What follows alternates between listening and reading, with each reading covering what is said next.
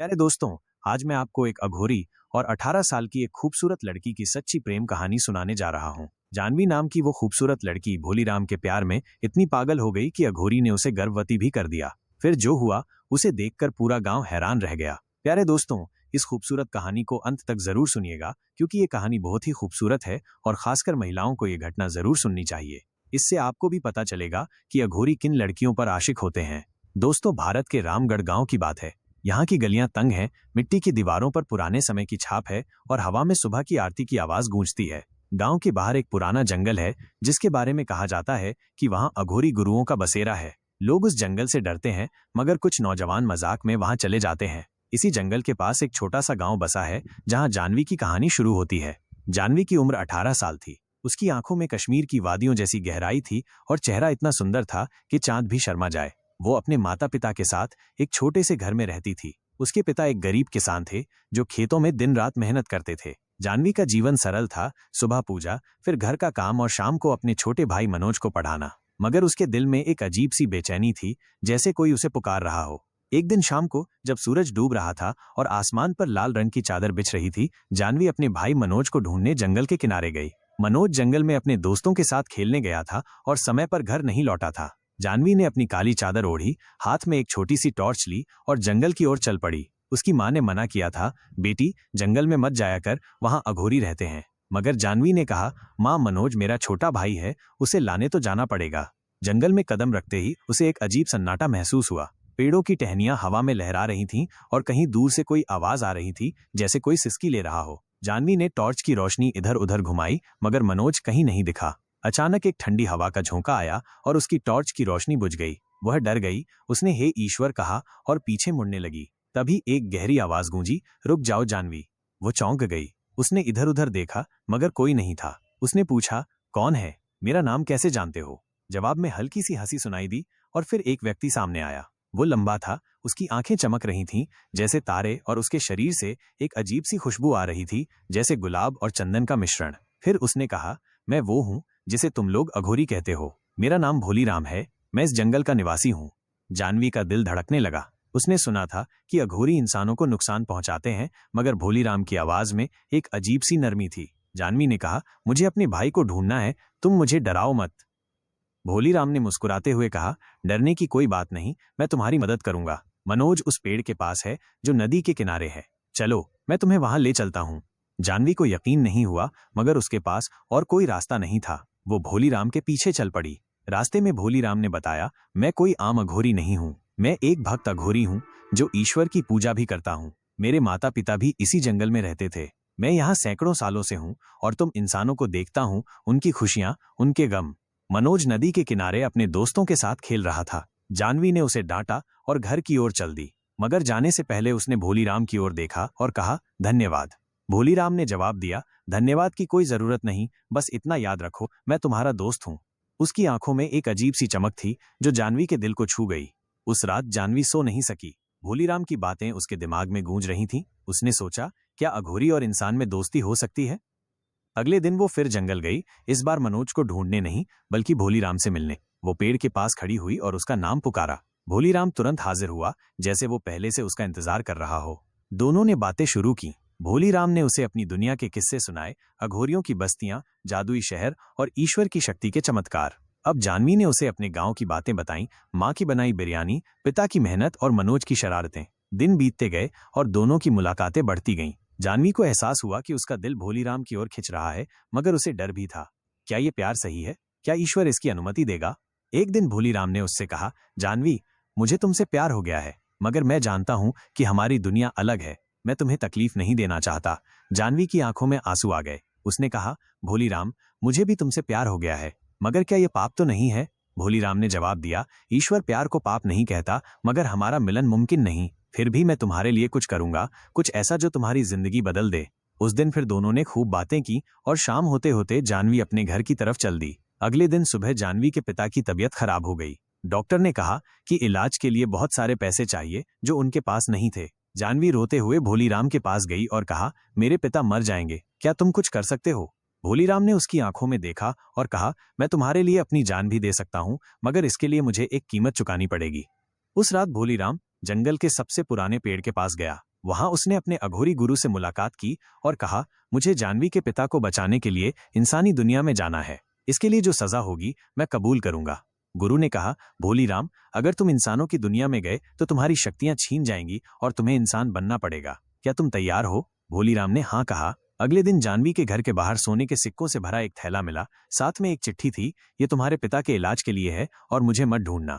जानवी रो पड़ी। वो समझ गई कि भोलीराम ने उसके लिए अपनी दुनिया छोड़ दी। वो जंगल की ओर भागी, मगर भोलीराम कहीं नहीं था, बस हवा में उसकी खुशबू बाकी थी। जानवी की आंखों से आंसू थमने का नाम नहीं ले रहे थे। उसकी उंगलियों में वो चिट्ठी थी जो भोलीराम ने छोड़ी थी। सोने के सिक्कों का थैला उसके सामने पड़ा था, मगर उसका दिल उस थैले से कहीं ज्यादा भारी हो गया था। वो समझ गई थी कि भोलीराम ने उसके लिए बहुत बड़ा त्याग किया है। जानवी ने अपने पिता को वो सिक्के दिए। पिता ने पूछा, बेटी ये कहाँ से आए? जानवी ने आंसू पोंछते हुए कहा, पिताजी, ये ईश्वर की कृपा है, आप बस इलाज करवाइए। पिता का इलाज शुरू हुआ और कुछ दिनों में उनकी तबीयत सुधरने लगी, मगर जानवी की तबीयत बिगड़ती जा रही थी। न वो खाती थी, न सोती थी। उसका दिल हर वक्त भोलीराम को पुकारता था। एक रात जब चांद आसमान में अधूरा सा लटक रहा था, जानवी फिर जंगल की ओर चल पड़ी। उसने अपनी काली चादर ओढ़ी, हाथ में एक छोटा सा दिया लिया और उस पेड़ के पास पहुंची जहां वो भोलीराम से पहली बार मिली थी। उसने टॉर्च जमीन पर रखी और रोते हुए कहा, भोलीराम, तुम कहाँ चले गए? तुमने मुझे अकेला क्यों छोड़ दिया? अगर तुम अघोरी थे तो भी मेरे लिए इंसान से बढ़कर थे। उसकी आवाज जंगल में गूंजी, मगर जवाब में सिर्फ सन्नाटा था। भोलीराम का नया जीवन।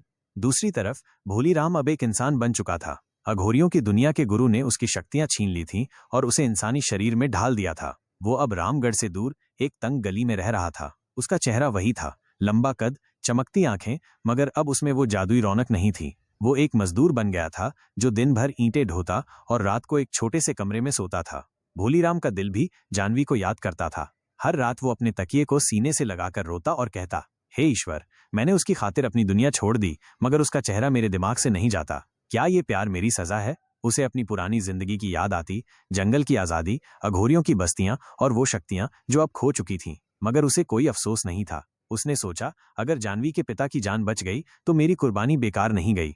एक दिन भोलीराम ईंटें ढो रहा था, तभी उसकी नजर एक लड़की पर पड़ी। वो जानवी की तरह दिखती थी, वही काली चादर, वही नाजुक कदम। उसका दिल धड़क उठा। वो उसकी ओर बढ़ा, मगर वो लड़की एक दुकान में घुस गई। भोलीराम ने उसे पुकारा, जानवी, मगर वो कोई और थी, एक अनजान चेहरा। भोलीराम की आंखें नम हो गईं।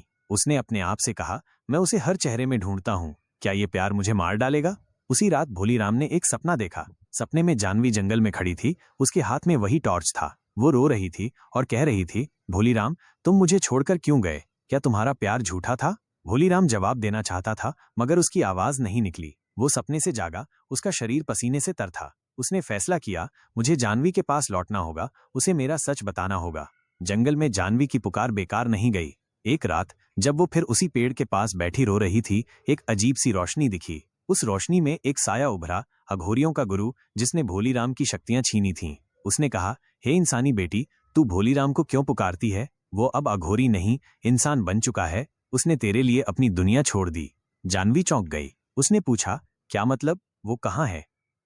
गुरु ने जवाब दिया, वो रामगढ़ में है, मगर उसकी हालत अच्छी नहीं है। उसने तेरे पिता की जान बचाने के लिए अपनी शक्तियां कुर्बान की, मगर अब उसका प्यार उसे तकलीफ दे रहा है। अगर तू उसे ढूंढना चाहती है तो एक शर्त पूरी करनी होगी।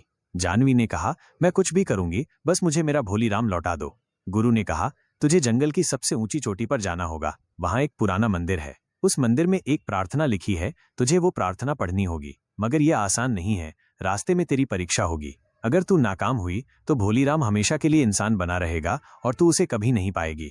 जानवी का दिल कांप उठा, मगर उसने हिम्मत जुटाई। उसने कहा, मैं तैयार हूं, ईश्वर मेरी मदद करेगा। फिर वो घर आई और अपने माता पिता को बताया कि उसे एक जरूरी काम से जाना है। माँ ने रोते हुए कहा, बेटी, तू फिर जंगल में क्यों जा रही है? जानवी ने जवाब दिया, माँ, ये मेरे दिल का मामला है, प्रार्थना करें कि मैं कामयाब हो जाऊं। अगली सुबह जानवी जंगल की ओर निकल पड़ी। उसके पास एक छोटा सा थैला था, जिसमें रोटी, पानी और एक पवित्र पुस्तक की प्रति थी। जंगल का रास्ता मुश्किल था, कांटों भरे झाड़, गहरी खाइयां और अजीब सी आवाजें। जानवी ने प्रार्थनाएं पढ़नी शुरू की। हे ईश्वर, मुझे हिम्मत दे, वो हर कदम पर कहती थी।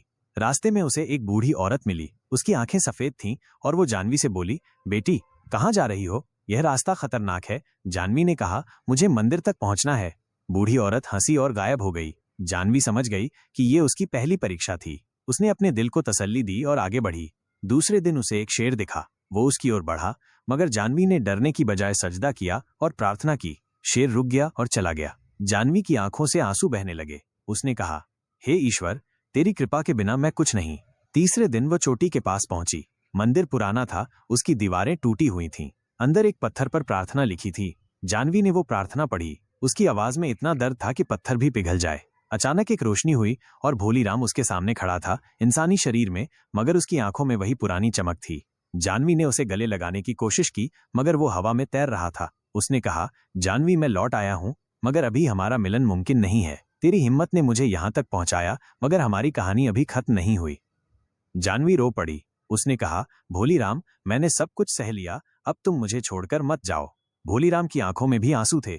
उसने कहा, मुझे एक आखिरी परीक्षा देनी है। अगर मैं कामयाब हुआ तो हम हमेशा के लिए साथ होंगे। इसके साथ ही वो गायब हो गया। जानवी वहीं बैठकर रोती रही। उसका दिल टूट चुका था।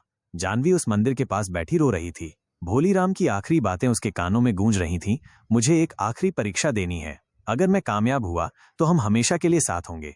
मगर वो गायब हो गया था और जानवी के पास अब कोई रास्ता नहीं बचा था। उसका दिल टूट चुका था और उसकी आंखों से बहते आंसू उस पुराने मंदिर की जमीन को तर कर रहे थे। उसने अपने हाथ आसमान की ओर उठाए और कहा, हे ईश्वर, तूने मुझे यहां तक पहुंचाया, अब मेरे भोलीराम को मेरे पास लौटा दे। मैं और कितनी परीक्षा दूं?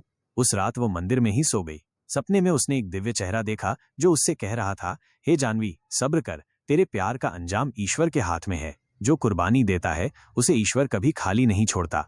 जानवी की नींद टूटी और उसने अपने चारों ओर एक अजीब सी रोशनी देखी। उसे यकीन हो गया कि उसकी प्रार्थना स्वीकार होने वाली है। वो घर लौट आई, मगर उसका दिल हर वक्त भोलीराम को ढूंढता रहा। दूसरी तरफ भोलीराम अघोरियों की दुनिया में था। जब जानवी ने मंदिर की प्रार्थना पढ़ी तो उसकी शक्तियां उसे थोड़ी देर के लिए लौट आई थीं, मगर अब उसे एक आखिरी परीक्षा का सामना करना था। अघोरियों के गुरु ने उसे बुलाया और कहा, भोलीराम, तूने इंसानी लड़की के लिए अपनी दुनिया छोड़ दी। अब तुझे फैसला करना है। क्या तू हमेशा के लिए इंसान बनना चाहता है या अपनी शक्तियां वापस लेगा और अघोरियों की दुनिया में लौट आएगा?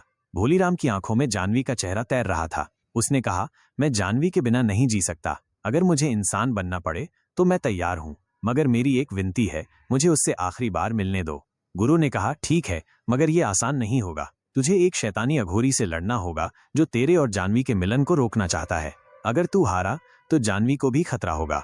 भोलीराम की परीक्षा शुरू हुई।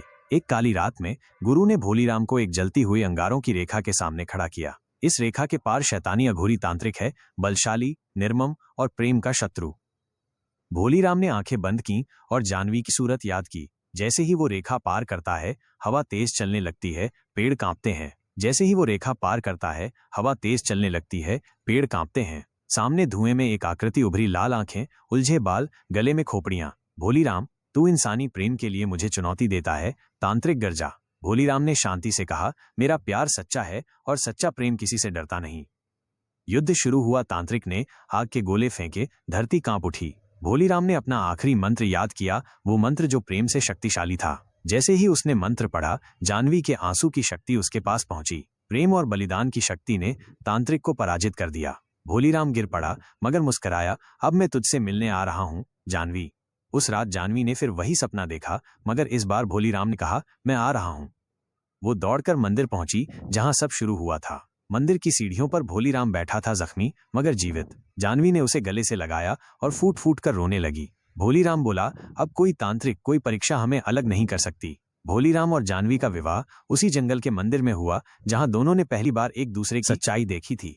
विवाह की मंडप में अग्नि नहीं, प्रेम की ज्वाला थी। मंत्र नहीं, हृदयों की धड़कनें थीं।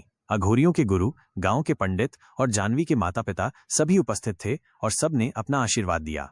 गुरु बोले, आज से तुम दोनों सिर्फ प्रेमी नहीं, धरती पर प्रेम के रक्षक हो। तुम्हारा मिलन इस युग के लिए एक संदेश है।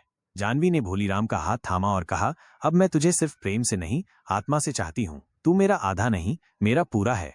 विवाह के बाद उस जंगल में एक नई ऊर्जा फैल गई। वहां जहां डर था, अब प्रेम का वास था। गांव में एक मंदिर बना जहां लोग प्रेम की पूजा करने लगे, जिसका नाम रखा गया भोलीराम जानवी प्रेम धाम। भोलीराम ने अघोरी जीवन त्याग कर सेवा का मार्ग चुना और जानवी उसके साथ प्रेम, शिक्षा और करुणा फैलाने लगी। उनकी गाथा हर दिल में गूंजने लगी और प्रेम की ये गाथा धरती के कोने कोने में फैल गई। कहते हैं जब भी कोई सच्चा प्रेम करता है तो भोलीराम और जानवी की आत्माएं उनके आसपास आशीर्वाद देने जरूर आती हैं। ये सिर्फ एक प्रेम कहानी नहीं थी, ये प्रमाण था कि जब प्रेम सच्चा हो तो वो समय, मृत्यु और नियति सभी को जीत लेता है।